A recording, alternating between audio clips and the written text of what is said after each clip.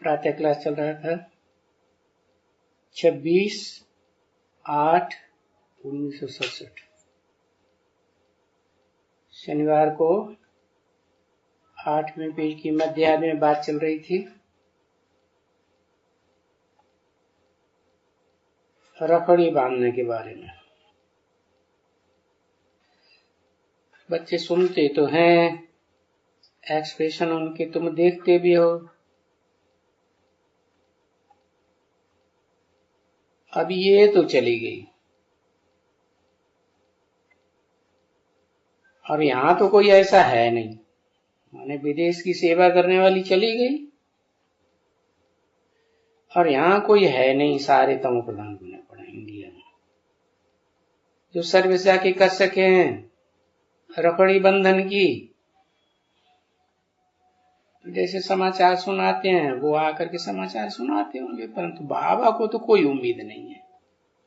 क्या वो विदेश की सेवा करने वाली तो चली गई, अब यहां वालों में तो कोई उम्मीद नहीं है। यहां कोई सर्विस का जाकर के कर सकते हैं। जन्माष्टमी है ना,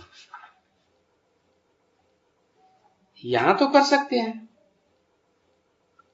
क्योंकि विदेशों में तो जन्माष्टमी मनाई नहीं जाती है, तो यहां करें। नीचे भी कर सकते हैं, ऊपर में भी कर सकते हैं। नीचे आबू रोड में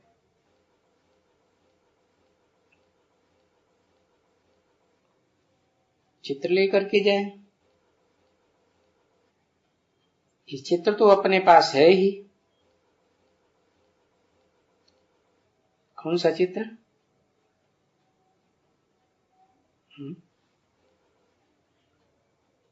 कृष्ण आ रहे हैं, सीधे हाथ में स्वर्ग का गोला है और पांव में लाते मार रहे हैं नरक की दुनिया को। वो चित्र तो है अपने पास, और उसके साथ हमारे पास जो चित्र है वो गोरे मुंह का है, और काला भी एक चित्र उठा लेना चाहिए, और उस चित्र के साथ राम का भी उठाना चाहिए। क्या राम का? क्यों काले चित्र के साथ राम का चित्र क्यों उठाएं? है? राम का भी उठाओ और उन कृष्ण का भी उठाओ काला चित्र, क्योंकि राम बाप को कहा जाता है, कृष्ण बच्चे को कहा जाता है। इसीलिए तो यादगार मंदिर जो बने हैं कृष्ण के, उनमें बच्चा कृष्ण दिखाया जाता है ना, तो दोनों का चित्र दिखाओ। हाँ, बहुत से मंदिर हैं जिनमें राम का भी चित्र मिल सकता है,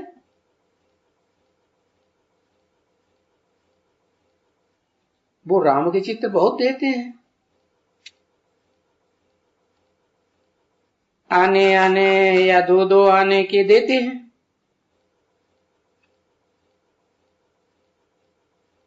क्या वो चित्र लेकर के फिर वो यहां भी भाषण कर सकते हैं कि यहां आओ तो हम तुमको बता रहे हैं कि ये रामचंद्र को और ये कृष्ण को और नारायण को ये काला क्यों बनाई दिए।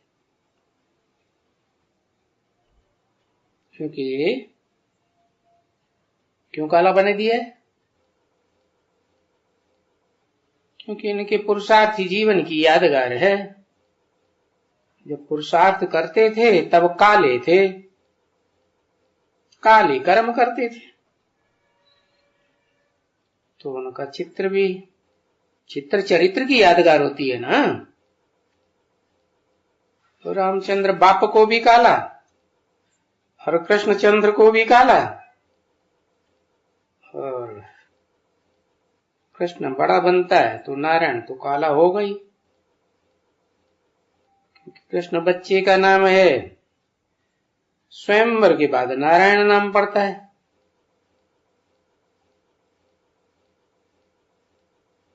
तो समझा काला क्यों किया है? पहले काला और फिर पुरुषार्थ पूरा होता है तो गोरा बन जाता है। देखो, चलो इन देवताओं को तो काला कर दिया,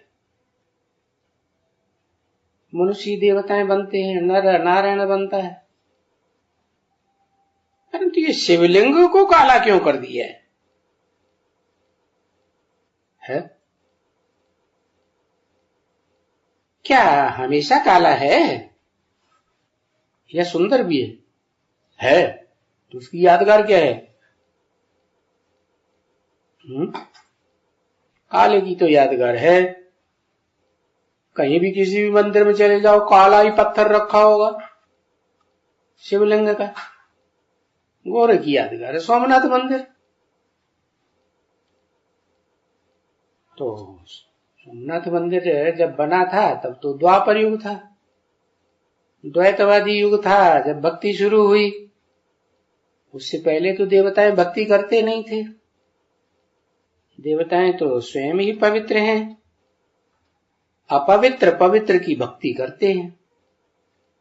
जब द्वैतवादी द्वापर युग शुरू हुआ तो द्वैतवादी धर्म पिताएं आ गए, दूसरा दूसरा धर्म लेकर के आ गए। उनके धर्म के स्थापन होने के बाद फिर दूसरा राज्य भी स्थापन हो गया, दूसरी भाषा भी स्थापन हो गई, दूसरा कुल स्थापन हो गया, तो द्वैतवाद हो गया ना। देवताओं को कहते हैं अद्वैत। अद्वैत का मतलब एक को मानने वाले। एक को मानेंगे तो देवता बनेंगे, एक को नहीं मानेंगे, दो दो को मानेंगे क्या तो देवता नहीं बनने वाले। तो द्वैतवादी द्वापर युग जब धर्म पिताएं आए तो शिवलिंग क्यों काला बनाई दिया? शिव तो सारे संसार को गोरा बनाने वाला है, और वो तो सदा गोरा है। शिव कभी काला बनता है क्या? काला तो नहीं बनता, परंतु जो काला नहीं बनता, जो गोरा नहीं बनता, सदैव एक रस है, तो उसकी पूजा होती है क्या? शिव की पूजा नहीं होती? होती है या नहीं होती है? अच्छा, शिव पूज्य पुजारी बनता है? वाह पट्टे भूल गए। शिव पूज्य बनता है, पुजारी बनता है, पूज्य क्यों नहीं बनता है? पूज्य क्यों नहीं बनता, पुजारी क्यों नहीं बनता? जब पवित्र है, सदा पवित्र है, एवर प्योर है, तो एवर प्योर की तो सदा पूजा होनी चाहिए।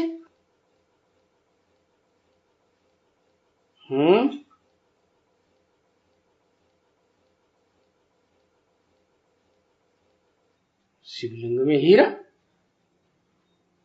शिवलिंग में हीरे की पूजा होती है? अरे हीरा तो पत्थर है, शिव बाबा का भी पत्थर बनता है क्या? शिव ज्योति बिंदु जो सदा शिव कहा जाता है, सदा कल्याणकारी कहा जाता है, वो कभी अकल्याणकारी बनता है, काला बनता है क्या? काले कर्म करता है, चोरी छुपेरी डकोरी, तो फिर काला चित्र बनाई दिया है क्या? जो स्मगलर होते हैं ना, है काला काम करते हैं, छुप के काम करते हैं गवर्नमेंट से, या मैदान में करते हैं दुकान खोल के, नहीं काला काम करते हैं पीछे से।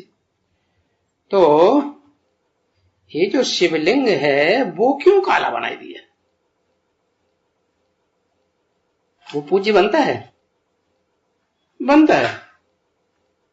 पुजारी भी बनता होगा फिर। जो पूज्य बनता है सो पुजारी बनता है, पूज्य नहीं बनेगा तो पुजारी भी नहीं बनेगा। तो शिव जिस आत्मा का नाम है वो पूज्य पुजारी बनता है। शिव जिस आत्मा का नाम है सुप्रीम सोल गॉड फादर का, वो जब आता है अपनी इच्छा से आता है, खुदा नाम रखा है, खुद आता है। तो जब वो अकर्ता है, अकर्ता बताया ना, अकर्ता है, कुछ करता ही नहीं है, तो उसका गायन होगा, पूजन होगा।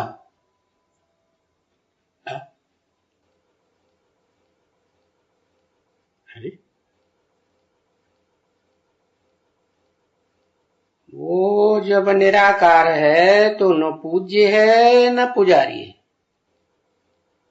फिर जब साकार शरीर में प्रवेश करता है, आदम में कहो, अर्जुन में कहो, आदिनाथ में कहो, जो सारी सृष्टि का नाथ बनता है, विश्वनाथ कहा जाता है, तो उसमें प्रवेश करता है तो भी कहता है न मैं पूज्य बनता हूं न मैं पुजारी बनता हूं।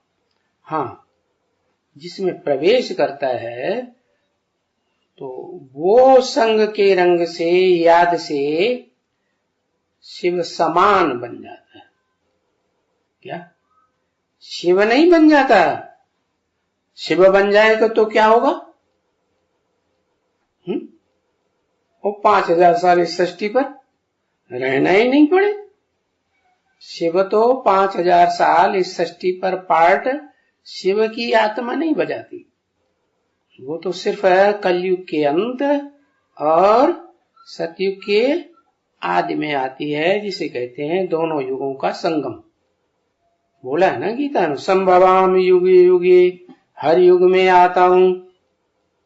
तो उन्होंने ये अर्थ लगा दिया युग युगे का, लेकिन असली अर्थ है सतयुग और कलयुग, दो युगों के बीच में आता हूं। तो आता हूं का मतलब क्या? जैसे बच्चा संसार में आता है तो प्रत्यक्ष होता है ना, तो ऐसे ही कलयुग का अंत और सतयुग की आदि, वो घड़ी में वो प्रत्यक्ष होता है। तो कलयुग की शूटिंग में भी आता है और सतयुग की शूटिंग में भी आता है, दोनों का मेल हुआ ना। तो जब मेल हुआ तो कलयुग की शूटिंग में जिसमें आता है वो काला पार्ट बजाता होगा या गोरा पार्ट बजाता होगा? कलयुग की शूटिंग में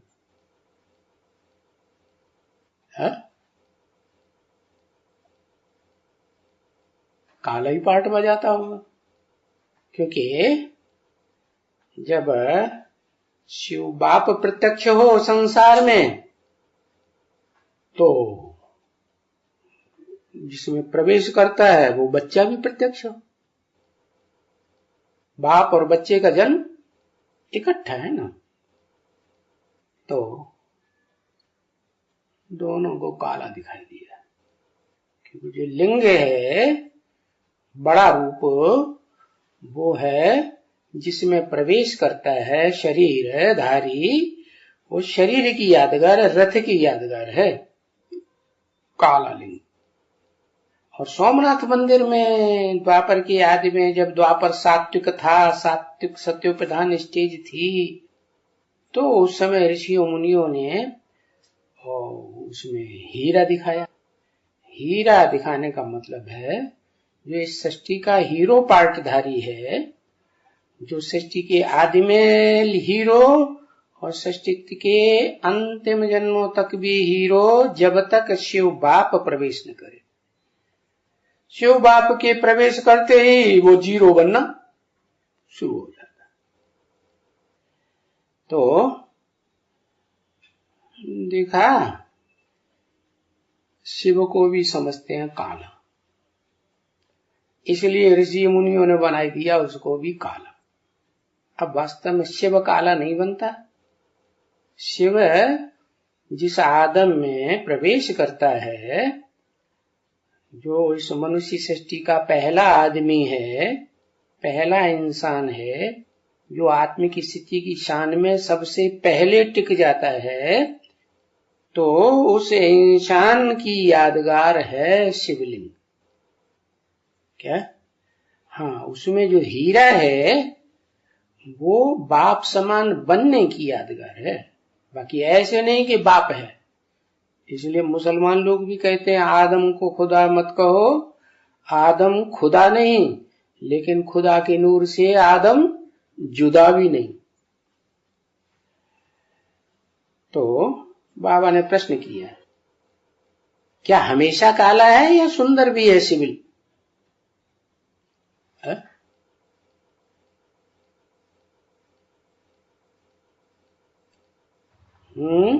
शिव का लिंग हमेशा काला है या सुंदर भी है? सुंदर भी है और फिर काला भी है। बाकी शिव न काला बनता है न गोरा बनता है। अच्छा, जब काला भी नहीं बनता, गोरा भी नहीं बनता, तो नाम शिवलिंग क्यों दे दिया? फिर तो उस बच्चे का नाम देना चाहिए जो शिव का बड़ा बच्चा है, शिव को पहले पहचानता है, शिव से पहली वर्षा लेता है आत्मिक स्थिति का, विश्व की बादशाही का। तो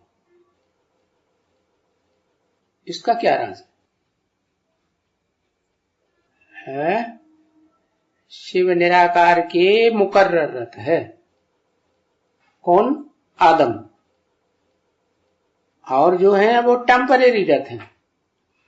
इसलिए बाप कहते, मैं जिसमें आता हूं तो जिसमें प्रवेश करूंगा ज्ञान का बीज डालने के लिए। बाप का काम क्या होता है? माता में बीज डालना। तो जिसमें ज्ञान का बीज डालने के लिए प्रवेश करता हूं पहले पहले, वो बड़ी माता हो गई। बाद में खुदा न खास्ता अगर उसकी लाश गुम हो जाए, शरीर छूट जाए, कोई बात हो जाए, तो दूसरे बच्चे जिनमें प्रवेश करता हूं उनका नाम भी ब्रह्मा देता हूं। तो उनका नाम ब्रह्मा तो देता हूं, परंतु उनको मुकर्रर रथ नहीं कहा जाएगा। क्यों? जो आदि सो अंत। आदि नहीं तो अंत भी नहीं। जब अंत भी नहीं, आदि भी नहीं, तो मुकर्रर कैसे? आदि होगा तो मध्य में भी होगा, तो अंत में भी होगा। इसलिए वो मुकर्रर रथ पहला। तो ये परंपरा पड़ गई भारतवर्ष में। क्या कि जो भी भारतवासी हैं वो जीवन में एक स्त्री करते हैं, तो वो अगर शरीर छोड़ जाए तो दूसरी स्त्री कर लेते हैं। इसलिए मुरली में बोला कि भारत में तो पुरुष स्त्री को जूती समझते हैं। एक जूती गई, दूसरी लेते हैं, दूसरी गई, तीसरी लेते हैं, चौथी लेते हैं। तो किसको फॉलो करते हैं?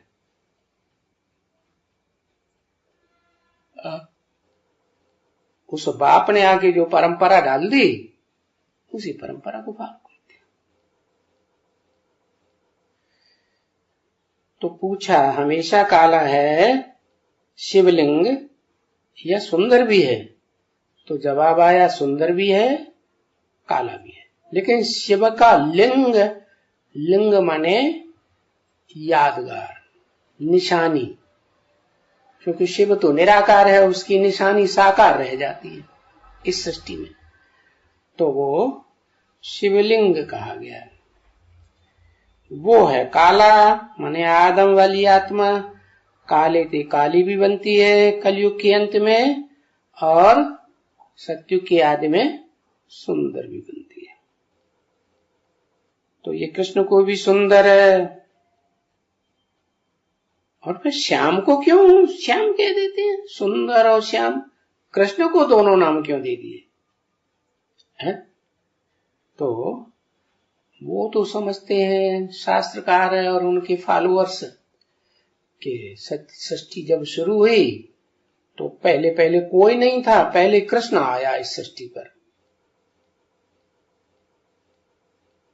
तो कृष्ण तो कह देते हैं, लेकिन कहते हैं सागर में आया। और उनकी बुद्धि में ये नहीं आता है कि सागर कोई स्थूल सागर की बात है, या ये दुनिया कलयुग के अंत में विषय सागर बन जाती है क्या, कि क्षीर सागर बन जाती है? क्या बनती है? विषय सागर बन जाती है। तो उस विषय सागर में जहां खूब जोर से हिलोरें आती हैं ज्ञान की, जब शिव बाप प्रवेश करते हैं उस समय घोर कलयुग चलता है। तो प्रत्यक्ष होते हैं तब भी घोर कलयुग। तो सागर में ही प्रवेश करेंगे ना। सागर है धरणी से सदैव अटैच रहने वाला, वो तो स्वयं तो प्रवेश करने वाला कौन है? सूर्य है। वो तो सदैव रोशनी देने वाला है, वो तो कभी अंधकार में, सूर्य कभी अंधकार में आता है? कभी नहीं आता।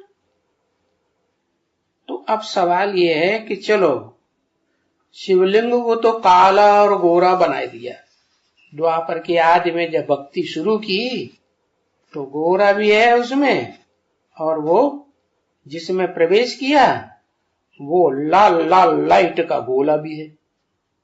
ऐसे दिखाते हैं ना। तो लाल लाल गोला का मतलब है कि जब प्रत्यक्ष होता है उस समय ज्ञान योग का आग का गोला बन जाता है। क्या? ज्ञान अग्नि से भरपूर और योग अग्नि से भरपूर। तो द्वापर युग में यादगार बनाई गई द्वापर की याद में सोमनाथ मंदिर में, वो ऐसी ही बनाई गई कि उसमें वो शिव का जो बच्चा, बड़ा बच्चा है जिसकी यादगार है शिवलिंग, जो शिव समान बनता है, तो वो लिंग भी गोरा है, माने लाल लाल है। जैसे आदमी नौजवान बनता है ना, आदमी हो, कन्या हो, औरत हो, तो जब एकदम नौजवानी चढ़ती है तो चेहरा कैसा हो जाता है? लाल लाल हो जाता है, रूहानियत चढ़ जाती है ना। तो ऐसे ही वो लाल लिंग दिखाया है। अच्छा, श्याम क्यों कह देते हैं फिर? श्याम इसलिए कह देते हैं कि जब वही देहधारी आत्मा आदम की कलयुग के अंत में काली बनती है, तमोप्रधान बनती है, छुप छुप के कर्म करती होगी, दुनिया से चोरी करके करती होगी कि साहूकार बन के करती होगी? चोरी से करती होगी। तो लोगों ने लिख दिया मक्खन चुराया। अरे क्या मक्खन चुराया? समाज से भी चोरी, परिवार वालों से भी चोरी, और गवर्नमेंट से भी। गवर्नमेंट से क्या? गवर्नमेंट से भी चोरी। तो उसे श्याम कहेंगे, काला कर्म करने वाला कहेंगे कि गोरा कहेंगे? काला कर्म करने वाला। तो श्याम सुंदर नाम पड़ गया। श्याम नाम पहले होता है काला।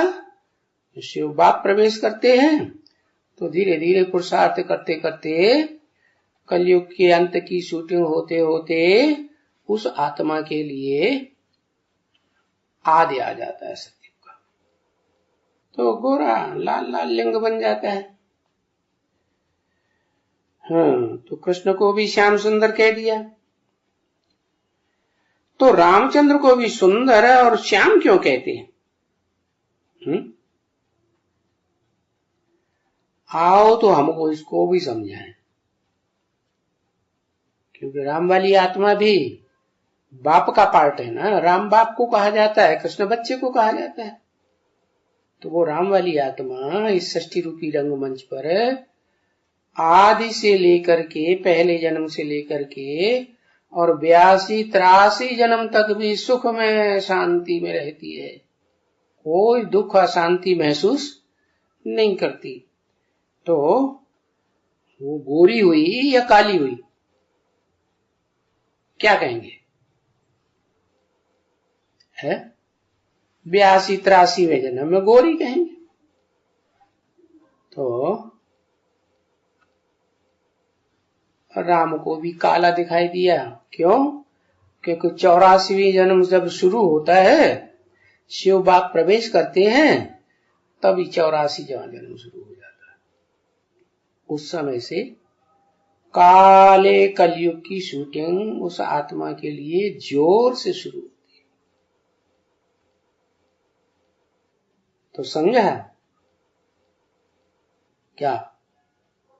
शिव को भी काला, कृष्ण को भी काला, नारायण को भी काला, और रामचंद्र को भी काला, फिर सबको गोरा भी दिखाते। अब ये समझाने में तो कोई नाराज नहीं होगा, क्या इसमें कोई नाराज होने की बात है? नहीं, ये तो क्लियर बात है। क्या कि जो निराकार शिव है, सदा शिव है, सदा निराकार है, सदा निराकारी, निर्विकारी, निरहंकारी है, वो तो कभी बदलता ही नहीं, तो उसकी यादगार नहीं है गोरा और काला। ये जो मंदिरों में रामचंद्र के गोरे भी चित्र रखे हैं, काले भी चित्र रखे हैं, तो वो इस शूटिंग के समय की यादगार है। तो इनके ऊपर समझाना चाहिए। इसके ऊपर तो यहां भी टॉपिक के ऊपर बहुत सहज है समझाना। क्या यहां माने बाबा जहां रहते, जहां मुरली चल रही माउंट आबू में, तो यहां भी टॉपिक के ऊपर बहुत सहज समझाना है। नीचे में भी कोई जाकर के टॉपिक लेकर के ऊपर समझावे।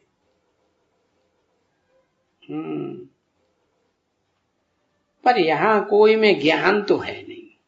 क्या कहा है? कोई में ज्ञान नहीं माना? का कुमार का दादी ज्ञानी नहीं थी? है?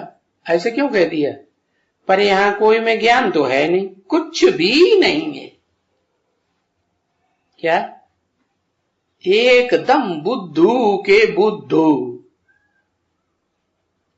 कुमार का दादी को बुद्धू कहेंगे? है? क्यों? पहचान ही नहीं। किसकी पहचान नहीं? हाँ, शिव बाप की पहचान ही नहीं। ब्रह्मा को पहचान लिया, दादा लेखराज को, गोरे चिट्ठे लंबे चौड़े हट्टे कट्टे को बस पकड़ लिया, और देहधारी को पकड़ लिया। उसमें वो जो निराकार शिव आकर के वाणी चलाता है, उसको तो पहचाना ही नहीं। अच्छा, फिर बाद में उन्होंने शरीर छोड़ दिया। 67 की वाणी है ना, 68 बीता और 18 दिन के बाद 69 में शरीर छोड़ दिया। तो पहचानने का सवाल ही नहीं। असली चीज क्या है? तो जब पहचाना ही नहीं, तो फिर किसकी वाणी पे ध्यान देंगे?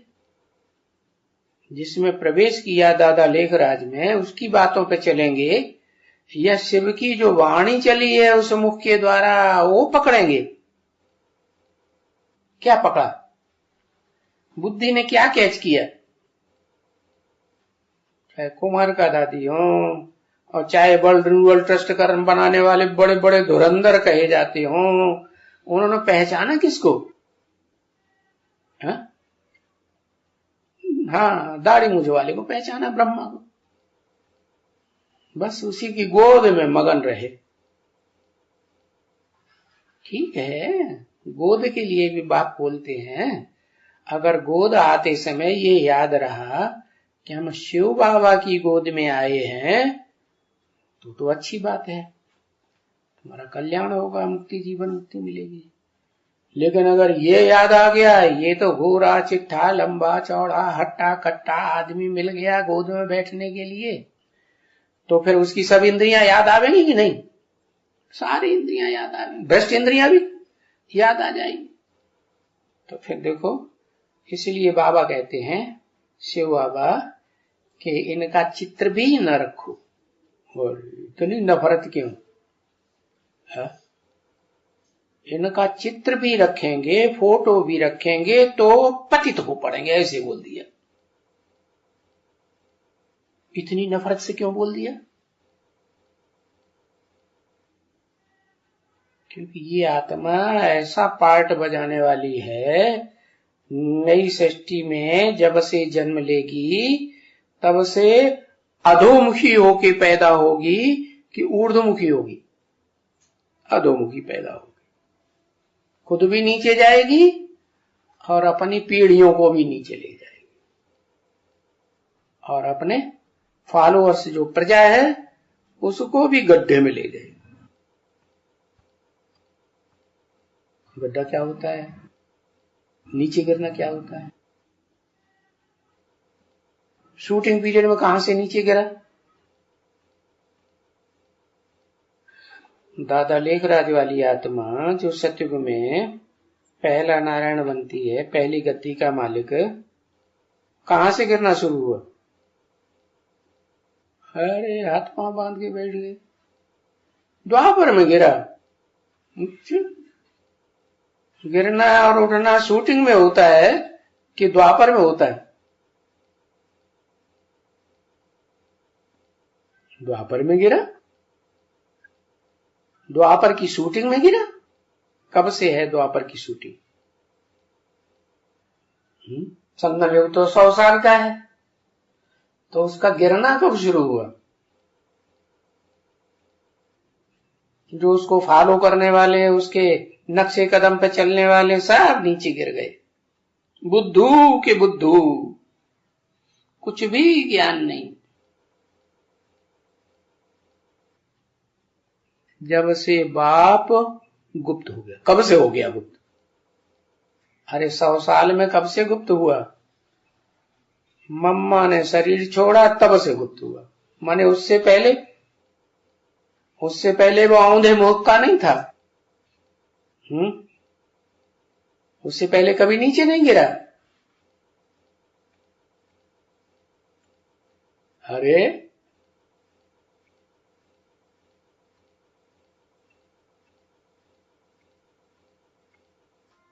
एक का कंट्रोल था इसलिए कभी नीचे ही नहीं गिरा।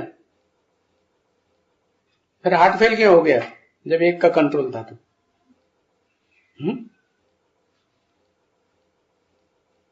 फिर जिनको बोल रहे थे कि इनकी बुद्धि में यहाँ कोई ज्ञान तो है नहीं, कुछ भी नहीं, एकदम बुद्धू के बुद्धू है यहाँ के लोग, माउंट आबू मधुबन के पास ही। तो जब सारे के सारे बुद्धू हैं तो कुमार का दादी की इतनी खातिरी क्यों? मम्मा की जगह उनको क्यों समझ लिया? जो मम्मा को रिगार्ड देते थे, ओम राधे मम्मा को, वो रिगार्ड कुमार का दादी को कैसे मिलने लगा? दिया तब मिलने लगा कि बिना दिए मिलने लगा? तो कब से गिरावट शुरू हुई उनकी? जब ज्ञान यज्ञ पिता से लड़ पड़े। सामने कहा की ताकत थी जो सामने लड़ पड़े? लड़ने की तो बात ही नहीं, सिवा अज्ञानता के बस बोलते थे ऐसा कर्म मत करो, वैसा कर्म मत करो, और गुरु बन के बैठे थे। मैं कृष्ण की आत्मा हूं, मैं कृष्ण भगवान हूं, मैं गीता का भगवान हूं, मेरी बात मान लो, ऐसा कर्म मत करो। समझाते थे, ऐसे थोड़े ही कभी लड़ पड़े। उनके सामने लड़ पड़ता है? लड़ सकता है कोई? है? कोई नहीं लड़ सकता। तो कब से गिरावट कब से आई? 1969 से गिरावट आई, उससे पहले गिरावट नहीं आई। तुम्हारा जब कराची भागे थे तब गिरावट नहीं आई थी? धोखा दे के नहीं भागे? तो 69 से पहले नहीं गिरावट हुई है? हुई ना गिरावट। कराची में जब अकेले चुपचाप भाग गए पूरे परिवार को छोड़ करके, तो फिर जो भी परिवार था उसका क्या हाल होगा? परिवार में मां ही छोड़ के चली गए, बाप और बच्चे रह जाए तो बच्चों का क्या हाल होगा?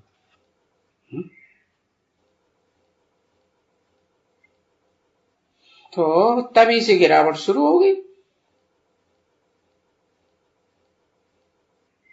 और वो उस गिरावट का अंत कब हुआ?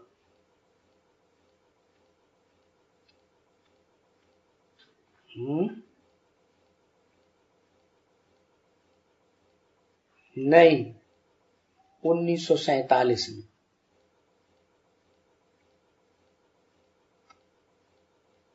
जब दूसरे ब्रह्मा नामधारियों से सुना, कराची में सुना था कि नहीं सुना था? किससे?